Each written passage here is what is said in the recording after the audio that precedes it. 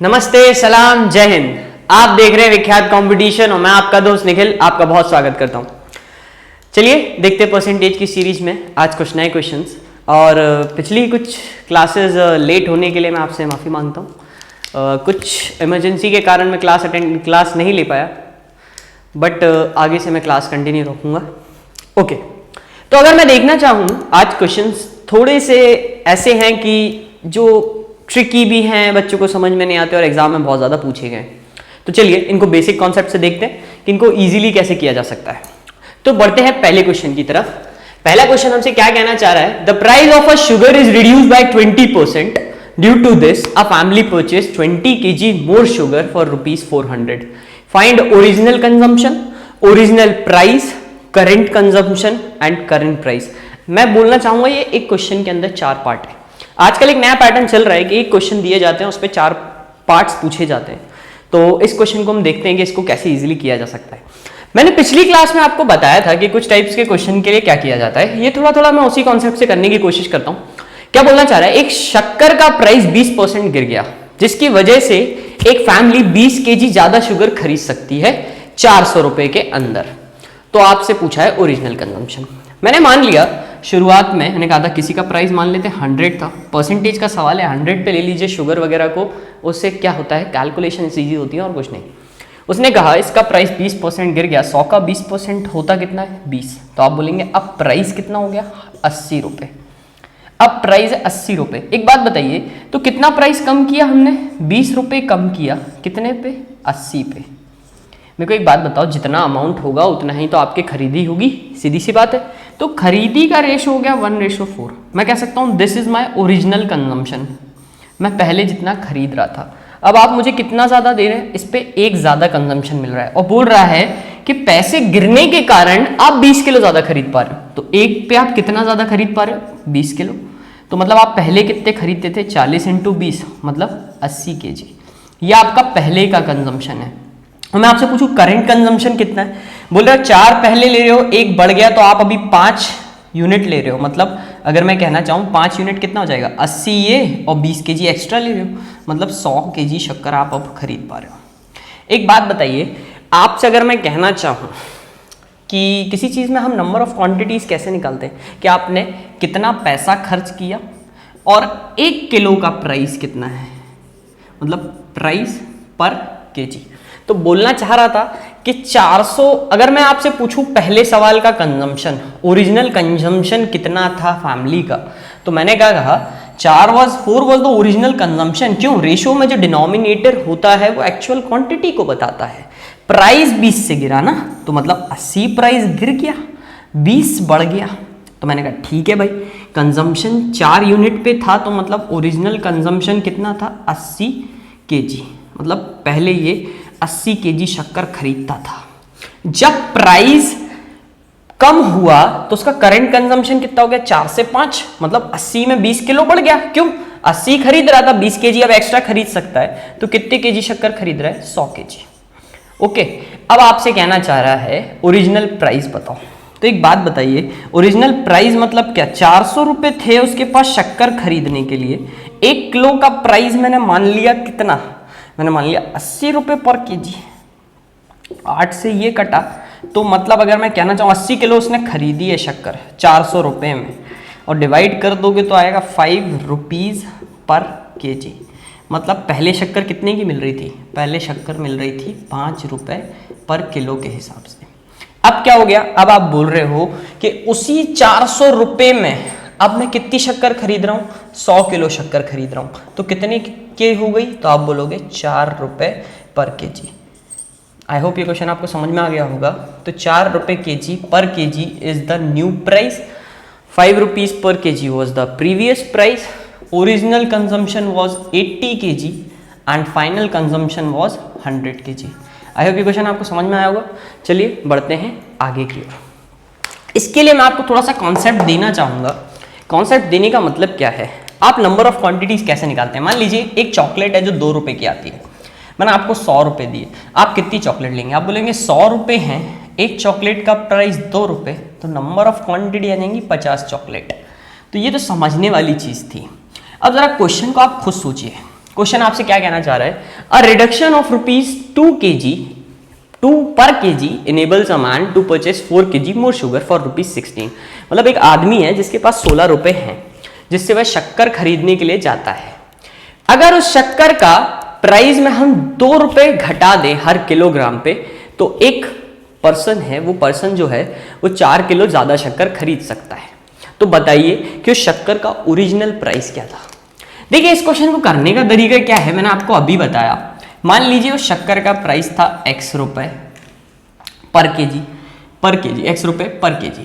Okay, अब अगर x रुपए पर केजी था, 16 रुपए उसके पास थे, और x रुपए पर केजी के हिसाब से ये मुझे बता देगा कि उसने कितने किलोग्राम शक्कर खरीदी होगी पहले। मतलब ये तो उसका ओरिजिनल कंजम्पशन था। मुझे एक बात बताओ, जब कोई चीज ज्यादा खरीद पा रहे हो तो ये होगा कि जब पहले जिस रेट से आप खरीद रहे थे उस रेट से अगर आप प्राइस कम करेंगे तब आप और शक्कर खरीद पाएंगे या नहीं खरीद पाएंगे। तो मीन्स अगर मैं कहना चाहता हूं कि प्राइस रिड्यूस कितने से हुआ, प्राइस रिड्यूस हो गया, x रुपए था 2 रुपए घट गया। अब आप खुद सोचिए, किसी चीज का प्राइस घटेगा तो क्वांटिटी बढ़ जाएगी कि नहीं बढ़ जाएगी। तो आप बोलेंगे कि इन दोनों को अगर मैं घटा दूं, यहां लिख लेता हूं ताकि आप अच्छे से देख सकें। क्यों? क्योंकि नंबर ऑफ क्वांटिटी जब 16 रुपए में जब 2 रुपए और कम कर दोगे तो ये क्वांटिटी ज्यादा होंगी। फिर आप बोलोगे 16 में से x घटा दो, और इसके डिफरेंस के कारण ही तो वो 4 किलो शक्कर ज्यादा खरीद पा रहा होगा। मतलब ये डिफरेंस क्या है, पहले मतलब अभी जो शक्कर खरीद रहा है वो पहले के कंपैरिजन में 4 किलो ज्यादा है। यही तो है, ये अभी का क्वांटिटी, ये इनिशियल क्वांटिटी, और दोनों का डिफरेंस 4 के बराबर होना चाहिए। अब होगा क्या, एग्जाम में अगर आप इसे सॉल्व करने बैठेंगे, एक इक्वेशन बनेगी जिसको आपको सॉल्व करना पड़ेगा, क्वाड्रेटिक, और बहुत ज़्यादा टाइम लग जाएगा। इसके लिए आप सबसे अच्छी चीज़ क्या कर सकते हैं, आप हेल्प लग सकते हैं ऑप्शंस की। मैंने कहा ठीक है, ऑप्शन रख के देख लेते हैं, जिसमें आंसर आएगा हो जाएगा। अगर मैं देखना चाहूँ, जैसे मुझे तो यहाँ बिना देखे पता चल रहा है कि 4 से आंसर आ जाएगा। क्यों?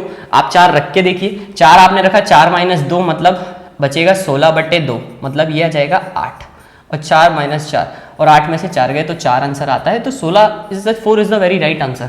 और अगर आप देखना चाहें तो आप सारे ऑप्शंस भी रख के देख सकते हैं, बट आपको अगर थोड़ा सा कैलकुलेशन फास्ट है तो आप कर सकते हैं। जैसे एग्जांपल अगर 3 रखूंगा तो ये तो 16 हो जाएगा, और 16 - 16/3। मुझे पता है फ्रैक्शन का भी सॉल्व करने पे ये 4 तो नहीं आ सकता। क्यों? इसको डिवाइड करने पर ही 5.33 समथिंग जाएगा, ये सॉल्व होगा ही नहीं, तो 4 के बराबर तो आएगा नहीं। तो 3 ऑप्शन नहीं हो सकता। मैंने कहा 5 रख के देखना चाहोगे, आप बोलोगे ठीक है, 16/3, फिर से 3 बन गया। क्यों? 5 में से 2 जाएंगे फिर 3 आ जाएगा, तो ये नहीं हो सकता। तो आप बोलोगे नहीं, फ्रैक्शन तो होगा नहीं। फिर मैंने कहा 6 रख के देख लो, 16/6, फिर हो जाएगा 8/3, तो ये फिर से नहीं होगा। तो ओरिजिनल ऑप्शन क्या हुआ, 4 रुपीज पर केजी। ये इस क्वेश्चन को करने का सबसे सही तरीका है। आप ऑप्शंस पे भी हमेशा क्वेश्चन में थोड़ी बहुत नजर मारते रहिए, क्योंकि ऑप्शंस हमेशा बहुत हेल्प करते हैं। ओके, तो देखते हैं ऐसे ही कुछ क्वेश्चन अगला भी है। सिर्फ यहाँ ध्यान रखने वाली बात ये है कि यहाँ ये जो चीज़ है ये 50 पैसा दिया हुआ है, और यहाँ आपको रुपीज़ दिया। तो आपको ये करना पड़ेगा कि 50 पैसा मीन 0.5 रुपीज़, 0.5 रुपीज़। तो क्वेश्चन क्या है, मैं आपको एक बार फिर से पढ़ के बता देता हूँ।